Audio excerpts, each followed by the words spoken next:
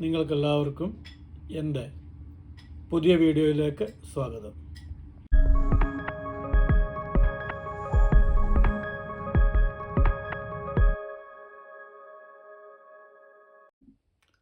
Praise Lord. കർത്താവിനാമം വാഴ്ത്തപ്പെടുമാറാകട്ടെ. അഭിഷേകം എന്നാൽ അന്യഭാഷയോ എന്ന വിഷയത്തെ ആസ്പദമാക്കിക്കൊണ്ട് വളരെ ലളിതമായി വിശുദ്ധ തിരുവനന്തപുരത്തിലെ വാക്യങ്ങളെ ഉദ്ധരിച്ചുകൊണ്ട് ഞാൻ ചെയ്യുന്ന നാലാമത്തെ വീഡിയോ ആണ്, അല്ലെങ്കിൽ നാലാമത്തെ പാർട്ടാണ്.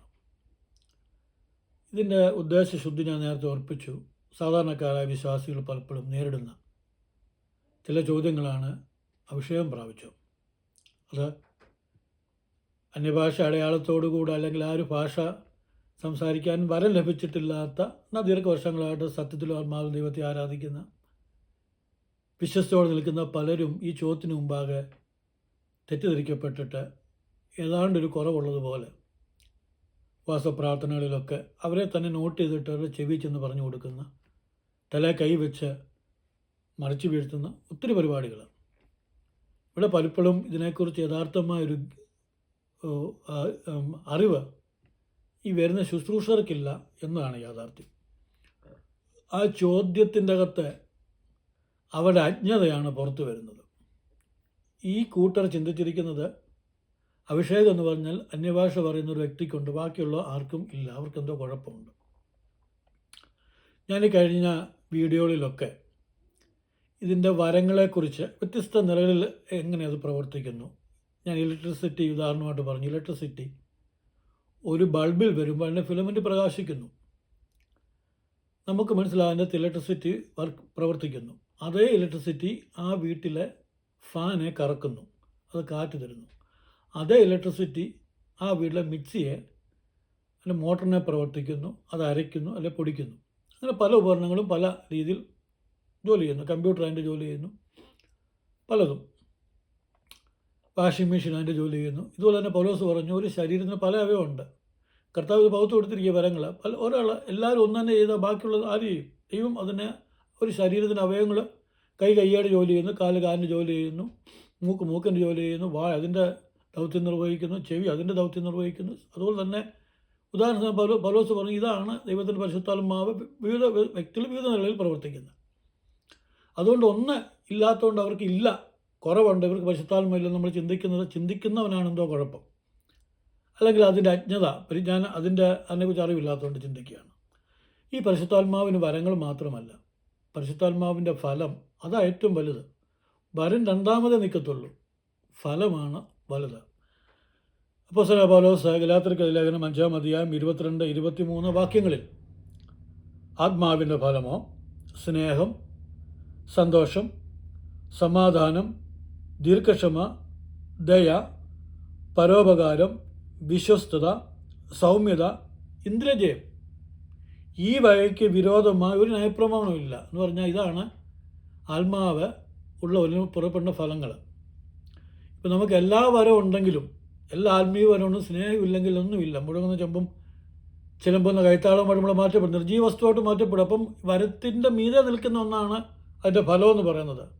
ഇപ്പോൾ ഒരു സഭയിലുള്ള എക്സാമ്പിൾ 80 പേര് കൂടി വരുന്ന സഭ, 80 പേർക്കും അന്യഭാഷ എന്ന് പറയുന്ന വരമുണ്ട്.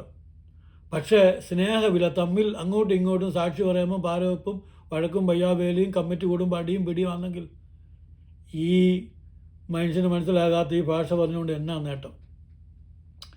ഇനി അടുത്തായിട്ട് അവർ തന്നെ പറയുന്നു, സന്തോഷം, സമാധാനം ഉണ്ടാക്കുന്ന ഒരു ഫലം, ദീർഘക്ഷമ, മറ്റുള്ളവർ ക്ഷമിക്കാൻ കഴിയുന്ന വലിയ സൗമ്യതയുടെ, സ്നേഹത്തിൻ്റെ, ക്ഷമയുടെ ആ ആറ്റിറ്റ്യൂഡ്സ്, ആ മനോഭാവങ്ങൾ, ഇതെല്ലാം പരിശുദ്ധാത്മാവിൻ്റെ ഫലങ്ങളാണ്.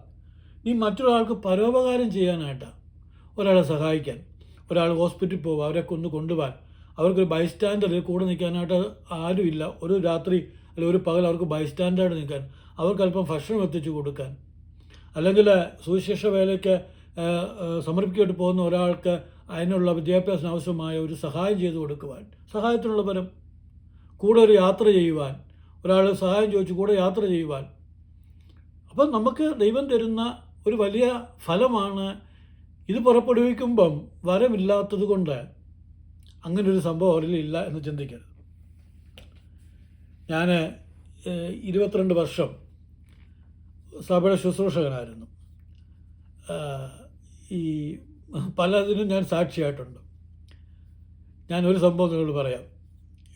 അതായത് ഞാൻ സ്ഥലവും സഭയൊന്നും പേരൊന്നും പറയത്തില്ല. ഒരു റീജിയണൽ കൺവെൻഷൻ നടക്കുക. അപ്പോൾ അതിൻ്റെ ശനിയാഴ്ച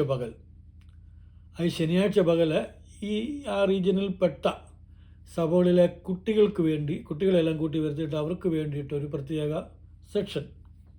ഈ സെഷനിൽ പരിശുദ്ധാത്മാവിൻ്റെ അഭിഷേകം കുഞ്ഞുങ്ങൾ പ്രാപിക്കാൻ വേണ്ടി അതിന് വലിയ സ്പെഷ്യലൈസ് ചെയ്ത അല്ലെങ്കിൽ അതിനൊക്കെ ആ ശുശ്രൂഷ നടത്തുന്ന ഒരു ദേവദാസനെ ക്ഷണിച്ചു. ഞാൻ അന്ന് ഈ യോഗത്തിലുണ്ട്. അതായത് 3-4 സെൻറ്റർ കൂടുന്നതാണ് ഒരു റീജിയൻ എന്ന് പറയുന്നത്. ഈ റീജിയനിൽപ്പെട്ട കൊച്ചു പിള്ളേർ സ്കൂളിൽ 2-ലും 3-ലും 4-ലും 5-ലും പഠിക്കുന്ന തൊട്ട് +2 ഒക്കെ പഠിക്കുന്ന പിള്ളേരൊക്കെ അങ്ങനെയുള്ള ഒരു 150 പേര് വന്നു. കുറേ പ്രായമുള്ളവരെല്ലാം കൂടെ വന്നു. അപ്പം ഇദ്ദേഹത്തെക്കുറിച്ച് വലിയ പ്രസിദ്ധമാണ്. അദ്ദേഹം എല്ലാവർക്കും അങ്ങ് അഭിഷേകം കിട്ടുകയാണ്. ഭയങ്കര അഭിഷേകത്തിൻ്റെ കൃപയാണ്. അദ്ദേഹം പ്രാർത്ഥനയിൽ അഭിഷേകം വരുന്നു. ഈ പിള്ളേരെല്ലാം പറഞ്ഞു മുഴങ്കാലിലിരിക്ക്, പാട്ടൊക്കെ പാടി അദ്ദേഹം പറയുക. ഇദ്ദേഹം പറഞ്ഞതിന് ശേഷം ഞാനിങ്ങനെ നോക്കിക്കൊണ്ടിരിക്കുമ്പോൾ ഓരോരുത്തരുടെയും ചെവി ചെന്ന് പറഞ്ഞു കൊടുക്കുക, എങ്ങനെ പറ. അപ്പോൾ ഈ പിള്ളേർ ഇദ്ദേഹം പറഞ്ഞു കൊടുക്കുന്നവനൊക്കെ തെറ്റിച്ചും തെറ്റിക്കാതെയും അവർ കേട്ടതുപോലൊക്കെ ഓരോന്നൊക്കെ പറയാൻ തുടങ്ങി. അവസാനം ഈ യോഗം കഴിഞ്ഞ ശേഷം പുള്ളി ഒരു പ്രഖ്യാപനം നടത്തി. ഇവിടെ വന്നിരിക്കുന്ന 150 മൊത്തം പിള്ളേരും പരിശുദ്ധാത്മാവിൽ നിറഞ്ഞു. ഇവർക്കെല്ലാം അഭിഷേകം കിട്ടി. അന്യഭാഷയോടെ അടയാളത്തോടെ അഭിഷേകം കിട്ടി. അപ്പം ഞാൻ ശുശ്രൂഷിക്കുന്ന സഭയിലെ കുറച്ച് പിള്ളേർ ആ കൂട്ടത്തിലുണ്ട്. ഞാൻ പിറ്റേ ഞായറാഴ്ച ഞാൻ നോക്കിയപ്പോൾ ഇവർക്കാർക്കും ഒരു അനക്കവും ഇല്ലൊന്നുമില്ല. ഇവരെ പാട്ടൊക്കെ പാടി സാധാരണ പോലെ കയ്യൊക്കെ അടിച്ച് പാട്ടൊക്കെ പാടി ഇരിക്കുന്ന പിള്ളേരാണ്. ഞാനത് കഴിഞ്ഞിട്ട് അതിനകത്ത് പലരെയും വിളിച്ച് ചോദിച്ചപ്പം പറഞ്ഞു, ഞങ്ങൾക്കാർക്കൊന്നും കിട്ടിയില്ല. ഉപദേശം പ്രഖ്യാപിച്ചു, പ്രവാചകം പ്രഖ്യാപിച്ചു, ഈ മൊത്തം പേരും അഭിഷേകത്താൽ നിറഞ്ഞ അന്യഭാഷ അളവ് കിട്ടി. അന്നേരം പറഞ്ഞു കൊടുത്ത് ഇവരെ കൊണ്ട് പറയിപ്പിക്കുക, നീ ഇങ്ങനെ പറ എന്ന് പറഞ്ഞിട്ട്. ഇവരാർക്കും അന്നും ഇന്നും അതായത് അന്യഭാഷ അടയാളത്തോടുകൂടി ആ വരം കിട്ടില്ല. ഞാൻ പറയാം, അവർക്ക് പരിശുദ്ധാത്മാവില്ലെന്നല്ല, അവർക്ക് ആ പലത് ഭാഷ പറയാനുള്ള ആ വരങ്ങളിലൊന്നായിരിക്കുന്ന അത് കിട്ടിയില്ല. പക്ഷേ അദ്ദേഹം പ്രഖ്യാപിച്ചു, നല്ലൊരു തുകയും വാങ്ങിച്ചുകൊണ്ട് പുള്ളി പോയി. ദൈവത്തിൻ്റെ സന്നിധിയിൽ അവർ കണക്ക് കൊടുക്കട്ടെ. ദൈവത്തിൻ്റെ സന്നിധിയിൽ കണക്ക് കൊടുക്കണമല്ലോ, അപ്പോൾ കണക്ക് കൊടുക്കട്ടെ. മറ്റൊരു സംഭവം പറയാം. അതായത് ഈ ലേഡീസ് ബൈബിൾ സ്കൂളിലൊക്കെ പഠിക്കുന്ന പെൺകുട്ടികളുണ്ട്.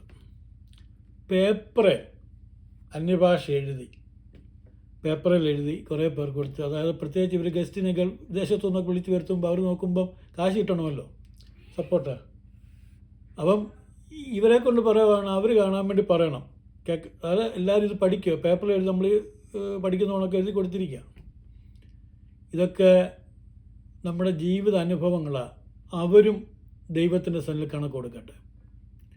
പ്രിയമുള്ളവരെ, ചെവി വന്ന് പറഞ്ഞോതി പറയിപ്പിക്കുന്നതും കടലാസിൽ എഴുതി പഠിച്ച് നമ്മൾ ക്ഷണിച്ച് വിദേശത്തു നിന്ന് വരുന്ന ഗസ്റ്റിൻ്റെ മുമ്പാകെ ഇവിടെ എല്ലാവർക്കും അഭിഷേകമാണെന്ന് കാണിച്ച് അവിടുത്തെ വിദേശ പണം സ്വീകരിക്കുന്ന ഒന്നുമല്ല ദൈവത്തിൻ്റെ വേലയും ദൈവത്തിൻ്റെ പ്രവൃത്തിയും.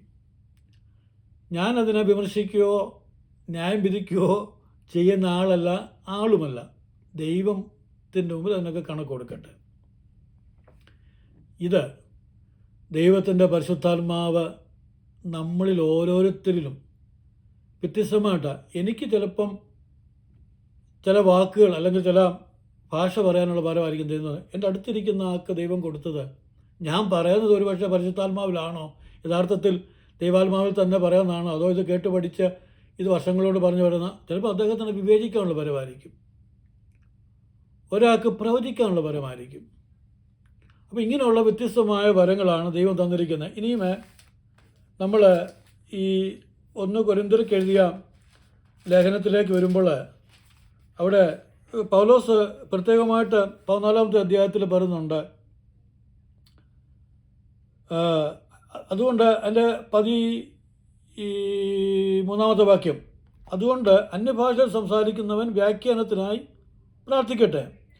ഞാൻ അന്യഭാഷയിൽ പ്രാർത്ഥിക്കുന്നുവെങ്കിൽ എൻ്റെ ആത്മാവ് പ്രാർത്ഥിക്കുന്നു, എൻ്റെ ബുദ്ധിയോ അഫലമായിരിക്കുന്നു. ആകയാൽ എന്ത്? ഞാൻ ആത്മാവ് കൊണ്ട് പ്രാർത്ഥിക്കും, ബുദ്ധി കൊണ്ടും പ്രാർത്ഥിക്കും.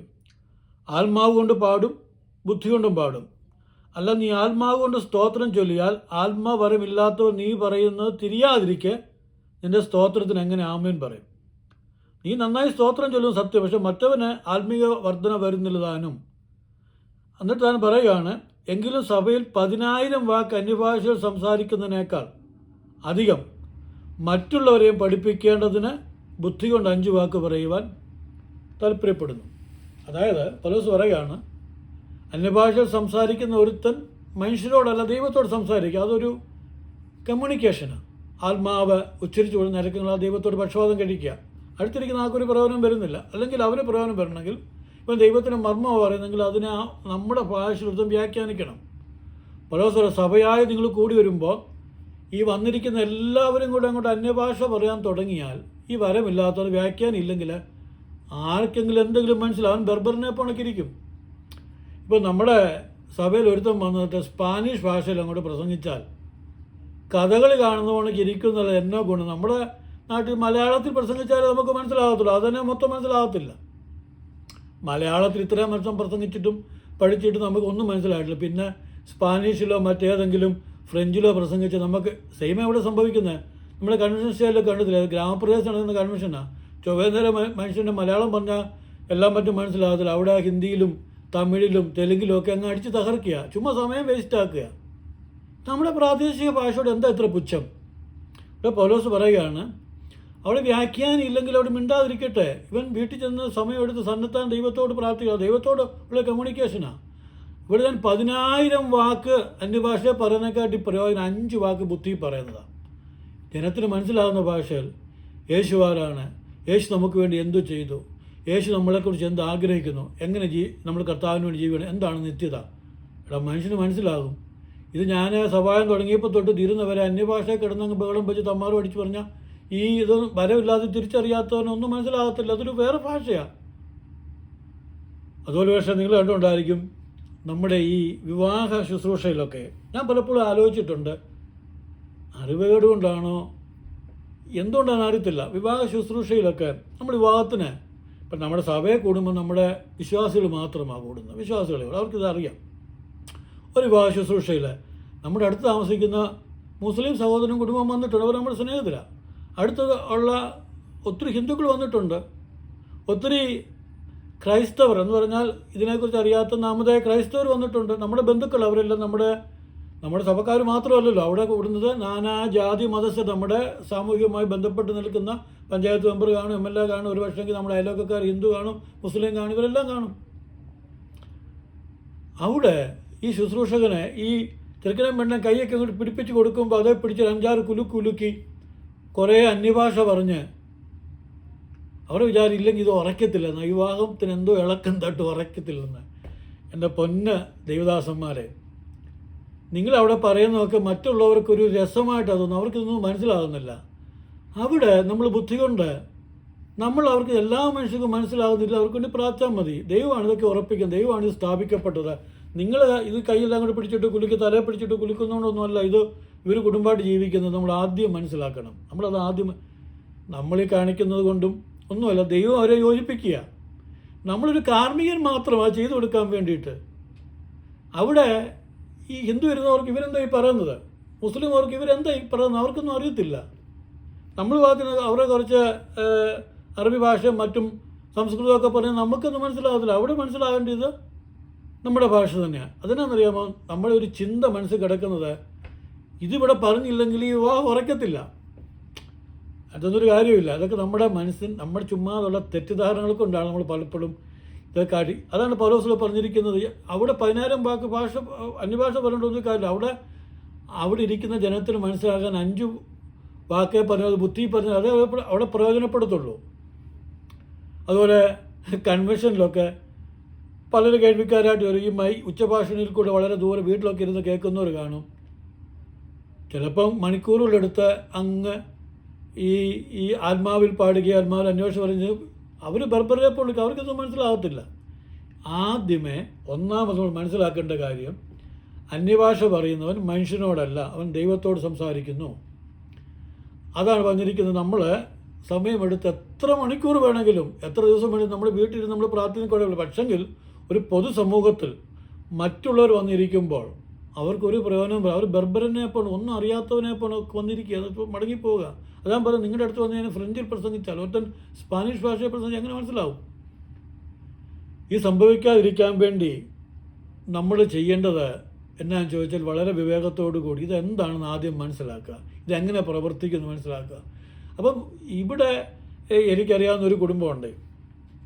ആ കുടുംബം അവർ വിശ്വാസത്തിൽ ജനിച്ചു വളർത്തപ്പെട്ട വളരെ വിശ്വസ്തയോടുകൂടി, ഒരാക്ഷേപവും പറയാനില്ലാത്ത നീ വളരെ വിശ്വസ്തയോടുകൂടി ജീവിച്ച് കുഞ്ഞുങ്ങളെ വളർത്തി മാതൃകാപരമായ ഒരു സഭയ്ക്ക് വേണ്ടി എല്ലാ സപ്പോർട്ടും ചെയ്യുന്നൊരു കുടുംബം. അവർ പല ശുശ്രൂഷ ചെയ്യുന്നുണ്ട്. ആ കുടുംബം ഒരു വർഷം 15 ലക്ഷം രൂപയുടെ ട്രാക്റ്റ്, 50 ലക്ഷം രൂപയുടെ വിവിധ ഭാഷയിലുള്ള ബൈബിൾ സൗജന്യമായിട്ട് അടിച്ച് കൊടുക്കുന്നൊരു കുടുംബം. പക്ഷേ പല വരങ്ങളുണ്ട്, അവരിങ്ങനെയുള്ള കാര്യങ്ങളൊക്കെ ചെയ്യുന്നുണ്ട്. അവർക്ക് ദൈവം കൊടുത്തിരിക്കുന്നത് കൃപ അതാണ്. ഈ അന്യഭാഷയുടെ വരം കിട്ടിയിട്ടില്ല. പലപ്പോഴും ഇത്രയും വലിയ കാര്യം ചെയ്യുക, ഈ 4 അന്യഭാഷ പറയുന്ന ആൾക്ക് ഇന്നത്തെ ഒരു കാര്യം ചെയ്യാനായിട്ടുള്ള അവസരവും ഇല്ല, ചെയ്യാനായിട്ട് കഴിയത്തുമില്ല, അതിനുള്ള പ്രാപ്തിയില്ല. പക്ഷെ അവരുടെ പോലും ചിന്ത ഇവർക്കെന്തോ ഈ ഭാഷ കിട്ടാത്തതുകൊണ്ട് കുറവുണ്ട്. ഞാൻ പറയുന്നത് ഇതിനകത്ത് ഏതാ വലുത്? 100 കണക്കിന് ആൾക്കാർക്ക് സുവിശേഷം എത്തിച്ചു കൊടുക്കുക, സൗജന്യം, അവരുടെ വരുമാനത്തിൽ നിന്ന് മാറ്റി വെച്ചിട്ട് കഷ്ടപ്പെട്ട് കൊടുക്കുക. ഇപ്പം ഞാൻ പറയുന്നത് ഇങ്ങനെ ചെയ്യുന്ന എത്രയോ പേര് ലഘുലേഖ കൊണ്ട് നടന്ന് കൊടുക്കുന്നവർ. ഫിലിപ്പോസ് ചെയ്തപോലൊക്കെ ഫിലിപ്പോസിനെ പരിശുദ്ധാത്മാവ് എടുത്തുകൊണ്ട് പോയി നിർത്തി ഒരു സ്ഥലത്ത് ഒരാൾക്ക് വേണ്ടി. ഈ എത്യോപ്യ രാജ്ഞിയുടെ ഫൈനാൻസ് മിനിസ്റ്റർ അതുവഴി കടന്നു വരിക. അദ്ദേഹത്തോട് യേശുവിനെ ആധാരമുള്ള സുവിശേഷം പറഞ്ഞ് അദ്ദേഹം സ്നാനം കൊടുത്തു, അദ്ദേഹത്തെ ദൈവത്തിൻ്റെ ആത്മാവ് തിരിച്ചെടുത്തുകൊണ്ട് പോയി. ഇതാണ് ദൈവത്തിൻ്റെ പരിശുദ്ധാത്മാവ്. അപ്പോൾ നമ്മൾ ദൈവത്തിൻ്റെ പരിശുദ്ധാത്മാവിനെ നമ്മൾ മനസ്സിലാക്കേണ്ടത് അതിൻ്റെ പ്രവർത്തനങ്ങൾ ഒരു ശരീരത്തിൽ അവയം പോലെ വ്യത്യസ്തമാണ്. അപ്പോൾ അത് ചെയ്യുന്നവർ ഒട്ടും കുറവുള്ളവരല്ല, ഇതിനെക്കാട്ടിൽ വലിയ ദൈവം കൊടുത്തിരിക്കുന്ന വലിയ കൃപയാണ്. അവർക്കും അവരുടെ കുടുംബത്തിനും തലമുറക്കും കഴിയേണ്ടത് എടുത്ത് കർത്താവിൻ്റെ രാജ്യത്തിന് വേണ്ടി വിനിയോഗിക്കുക. അപ്പം നമ്മൾ മനസ്സിലാക്കേണ്ട ഒരു കാര്യം, പ്രിയമുള്ളവരെ, ഈ വരം മാത്രമല്ല ഫലം, അതിനും അതീതമായിട്ട് ഫലമില്ലാതെല്ല. അതാണ് പറഞ്ഞിരിക്കുന്നത്, എനിക്ക് എല്ലാ വരങ്ങളുണ്ടായിട്ടും സ്നേഹം, അത് സ്നേഹം പരിശുദ്ധാത്മാവിൻ്റെ ഫലത്തിൽ വരുന്ന ആത്മാവിൻ്റെ ഫലം, അതില്ലെങ്കിൽ എല്ലാം ഉണ്ടായിട്ടും ഞാൻ ഒന്നുമല്ല. അപ്പോൾ നമ്മളിൽ ആദ്യം ഉളവാകേണ്ടത്, ഞാൻ ഈ വീഡിയോയുടെ ഏറ്റവും അവസാനമായിട്ട് ഈ ഫലത്തെക്കുറിച്ച് നമ്മുടെ കർത്താവായിരിക്കുന്ന യേശുക്രിസ്തു പറഞ്ഞ ഒരു കാര്യം, പഠിപ്പിച്ചൊരു കാര്യം പറഞ്ഞുകൊണ്ട് ഇത് അവസാനിപ്പിക്കുകയാണ്.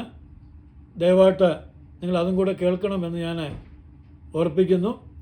ദൈവമായ കർത്താവ് നമ്മളെ ഏവരെയും അനുഗ്രഹിക്കുമാറാകട്ടെ. God bless you all.